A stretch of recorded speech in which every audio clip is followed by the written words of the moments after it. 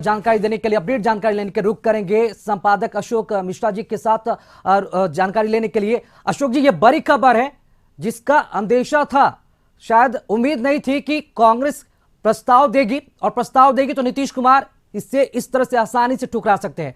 अब सवाल यह उठता है, नीतीश ने यह प्रस्ताव तो ठुकरा दिया है सहयोगी बनने के लिए, अब आगे क्या होगा? इंडिया गठबंधन में सीट शेयरिंग का फॉर्मूला अब तक तय नहीं हो सका है, अब आगे की राह नीतीश कुमार कैसे तय करेंगे और जेडीयू के लिए आगे का क्या रास्ता बचा हुआ है? देखिए, ये अभी इस पर ध्यान रखना होगा राकेश की। देखिए, इंडिया गठबंधन के मुख्य सूत्रधार रहे हैं मुख्यमंत्री नीतीश कुमार, और वैसी परिस्थिति में नीतीश कुमार ने जो मेहनत की उसी का परिणाम है कि इंडिया गठबंधन इतना मूर्त रूप ले पाया। लेकिन इसके बावजूद भी अभी भी सीट शेयरिंग को लेकर के जिस तरह से विलंब हो रहा था, हालांकि नीतीश कुमार ने कहा था कि समय आने पर सब कुछ हो जाएगा, लेकिन जो आज की परिस्थिति दिख रही है उसमें लगता है कि अभी भी सब कुछ होना संभव नहीं दिख रहा है। वैसी परिस्थिति में अभी ये कहा जाता है कि नीतीश की जो भूमिका है वो आगे की भूमिका क्या होती है, ये इस पर थोड़ा ध्यान रखना होगा। चूंकि आज की बैठक में आपने देखा होगा कि कई मुख्यमंत्री ममता बनर्जी जैसी नेता नहीं दिखी, उद्धव ठाकरे नहीं दिखे, और कई नेता हेमंत सोरेन नहीं दिखे। तो वैसी परिस्थिति में चूंकि ये वर्चुअल मीटिंग थी, वर्चुअल मीटिंग में किसी भी नेता को दिल्ली पहुंचने की जरूरत नहीं थी, लेकिन उसके बावजूद भी नेताओं की जो अनुपस्थिति है वो कहीं न कहीं चौंकाने वाली है, और कहीं न कहीं लग रहा है कि इंडिया गठबंधन में अभी भी सभी नेता एकमत नहीं हो पाए। जी, तो अशोक जी, क्या लगता है कि सीट शेयरिंग का जो फॉर्मूला, क्योंकि अब इंतजार है कि सहयोग बनने से तो नीतीश कुमार इनकार कर दिया, अब सीट शेयरिंग का फॉर्मूला क्या होगा? क्या इस पर भी जो खटपट है, जो तालमेल है, क्या वो बैठ पाएगा इंडिया गठबंधन में? बिल्कुल। देखिए, नीतीश कुमार ने पहले कभी नहीं कहा था कि वो कन्वेनर बनना चाहते हैं। नीतीश कुमार ने कभी नहीं कहा कि वो प्रधानमंत्री पद के उम्मीदवार हैं।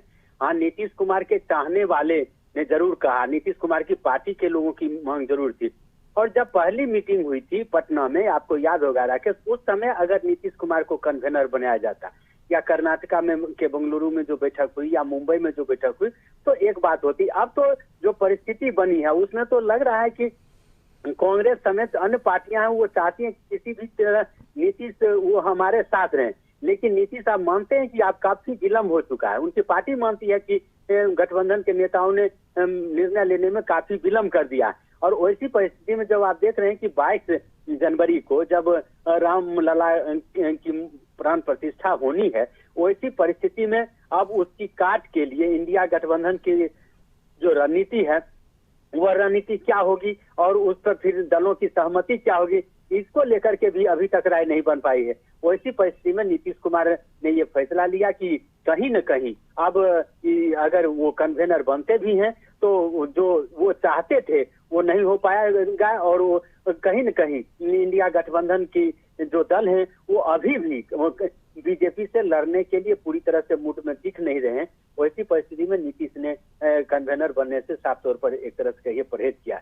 दूसरी बात और कह सकते हैं कि जो परिस्थिति चल रही है, जो राजनीतिक कयास लगाए जा रहे हैं, उन कयासों में ये कहा जा सकता है कि सीट शेयरिंग को लेकर के बिहार में भी जिस तरह से जदयू पर निशाना साधा जा रहा है, वामपंथी पार्टियों के द्वारा, आरजेडी के नेताओं के द्वारा या कांग्रेस के द्वारा, वैसी परिस्थिति में नीतीश खुद को असहज महसूस करते हैं।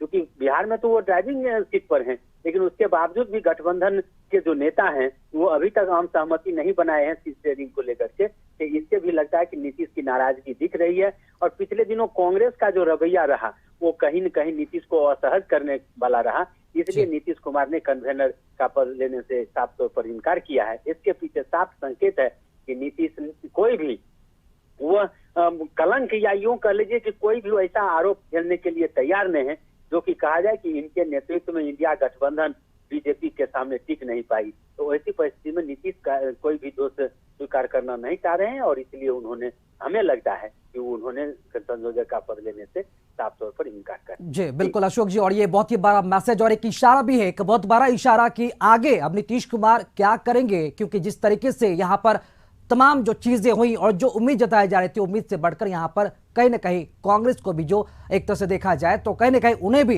अब सोचने को मजबूर हो रहे हैं कि आखिर इंडिया गठबंधन में अगर नीतीश कुमार ही संयोजक नहीं बनेंगे तो फिर कौन बनेगा। फिलहाल तमाम जानकारी देने के लिए अशोक जी शुक्रिया आपका। इसी खबर पर अधिक बातचीत करने के लिए सहयोगी अमित सिंह जुड़े हुए हैं। अमित जी, अगर बात करें हम, कांग्रेस ने जिस तरह से प्रस्ताव दिया और नीतीश कुमार ने जिस तरह से ठुकरा दिया, यहां पर कांग्रेस को बड़ा झटका मिला है नीतीश कुमार की तरफ से। सवाल यह उठता है कि कांग्रेस अब क्या करेगी? कांग्रेस के मन में अब क्या चल रहा है कि नीतीश कुमार ने आखिर जिस तरह से प्रस्ताव को ठुकराया है, वो अगला स्टेप कांग्रेस का क्या होगा?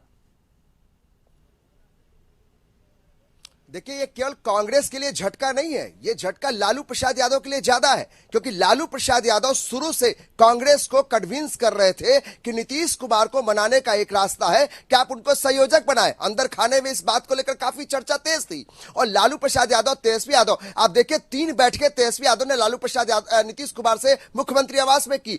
यही मनाने की कोशिश की जा रही थी, जो बार बार कहा जा रहा था कि तेजस्वी यादव और नीतीश कुमार के बीच में जो मुलाकात चल रही है, इसके मायने क्या है? इसके मायने यही थे कि नीतीश कुमार जो बड़े नेता थे कांग्रेस से, उनसे वो दूरी बना रहे थे। कई बार मल्लिकार्जुन खड़गे ने नीतीश कुमार से बात करने की कोशिश की, बात नहीं हो पाई। तो इसमें तेजस्वी यादव इस दूरियों को, इस डैमेज को कंट्रोल करने के लिए एक बड़ी जिम्मेदारी उठाई और उन्होंने यहां पर मुख्यमंत्री आवास में 3 बैठकें की, नीतीश कुमार से उनसे मुलाकात भी की। लेकिन उस मुलाकात का जो फायदा है वो साफ निकलकर नहीं आया और मुख्यमंत्री ने खुद इस बैठक में मना कर दिया। जब उनको यह प्रस्ताव मिला कि संयोजक पद पर आपको प्रस्ताव रखा गया कांग्रेस की तरफ से, नीतीश कुमार ने मना कर दिया। यानी तमाम कोशिशों के बावजूद भी नीतीश कुमार अपने फैसले पर अडिग रहे और शायद यही कारण था कि जितने भी जेडीयू के नेता, बड़े नेता रहे, जो नीतीश कुमार के बेहद करीबी रहे, कद्दावर नेता रहे, वो सारे नेता इस बात को कहते रहे कि नीतीश कुमार सूत्रधार है। इंडिया गठबंधन का न्यूज उन्होंने रखी, तो फिर यहां संयोजक बनाने में इतनी देरी क्यों हुई और अब संयोजक बनाने का फायदा क्या?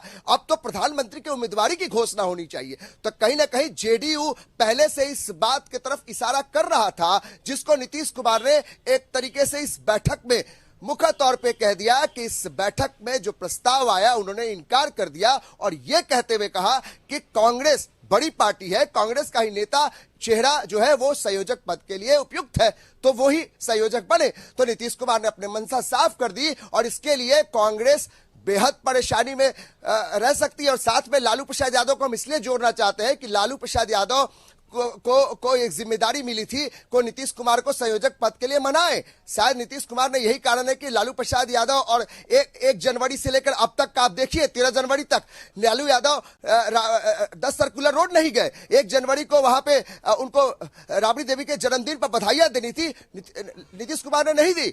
तो ये सारे चीज जो 13 दिन से चल रहे थे वो इसी बात के लिए थे कि नीतीश कुमार को मनाया जाए। लेकिन नीतीश कुमार ने अल्टीमेटली ये कह दिया कि वो इस प्रस्ताव को मंजूर नहीं कर रहे, कांग्रेस का ही नेता, कोई चेहरा संयोजक बने। तो नीतीश कुमार के फैसले से जरूर परेशानी इंडिया गठबंधन के अंदर, तमाम बड़े नेता जो है इस बात को लेकर सोच रहे होंगे कि आखिर अब नीतीश कुमार का अगला कदम क्या होने वाला है।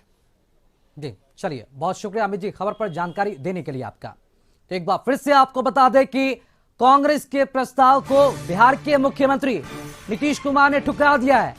वो प्रस्ताव था कि आप इंडिया गठबंधन के संयोजक बने और संयोजक पद से सीधे तौर पर उन्होंने लेने से इनकार कर दिया और यह कह दिया कि कांग्रेस के ही कोई नेता संयोजक पद पर बैठाया जाए। तो दिल्ली में इंडिया गठबंधन की बैठक खत्म हुई, वर्चुअल तरीके से कई नेता जुड़े, लेकिन उद्धव ठाकरे, ममता बनर्जी ने इस बैठक से किनारा किया। और सबसे बड़ी खबर यह कि इंडिया गठबंधन के अंदर संयोजक बनाए जाने को लेकर जो खबरें चल रही थी और कांग्रेस ने जो आज प्रस्ताव दिया कि नीतीश कुमार को संयोजक बनाया जाए, इस प्रस्ताव को, कांग्रेस के इस प्रस्ताव को नीतीश कुमार ने ठुकरा दिया है, जिसके बाद कांग्रेस समेत तमाम इंडिया गठबंधन के तमाम घटक दलों को नीतीश कुमार ने करारा झटका दिया है। सवाल उठता है नीतीश कुमार अब आगे क्या करेंगे, उनके मन में क्या चल रहा है और क्या एक बार फिर से तमाम घटक दल के नेता नीतीश कुमार को मनाने की कोशिश करेंगे।